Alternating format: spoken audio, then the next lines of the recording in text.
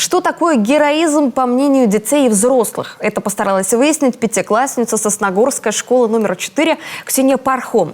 Ее работа вошла в тройку лучших на Республиканской учебно-исследовательской конференции. Членов жюри поразило, насколько глубоко школьница изучила вопрос. Павел Королев тоже изумился.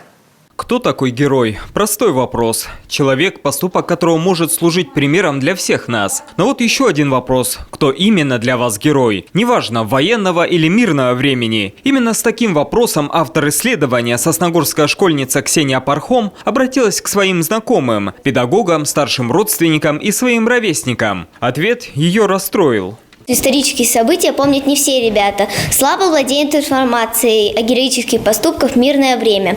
Я считаю, что должно быть больше программ по телевидению, фильмов и мультфильмов, направленных на патриотическое воспитание. Сама Ксюша староста класса, изучает английский, занимается вокалом и танцами, играет на фортепиано. А еще она активистка российского движения школьников. Сейчас вместе с одноклассниками участвует в проекте РДШ «Хаус». Это проект всероссийский, медийного направления. У меня очень много ребят, которые интересуются журналистикой. Сняли несколько роликов, которые будем выставлять на конкурс.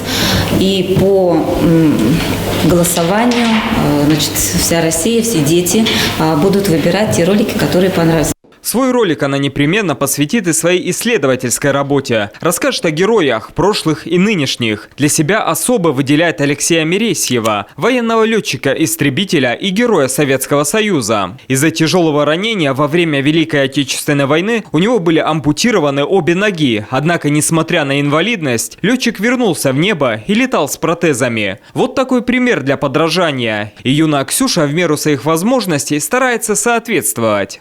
Мы собирали приют для животных, который называется «Дорога домой». Мы собрались туда, на выходных съездили сюда, в Сосногорск недалеко, и отдавали им корм, собирали, отдали им потом. Много у нас очень корма получилось, они были счастливы. Конечно, сейчас не военное время, да и школа пока не окончена. Но ребята и сами вполне способны стать примером для подражания, уверена Ксюша. Важно не быть равнодушным, заботиться о близких, помогать тем, кому нужна помощь. Имя таким людям – волонтеры. И они тоже герои, только уже нашего времени. Павел Королев, Любовь Лапина, Полина Бастракова, Евгений Юрин, телеканал Юрган, Сосногорск.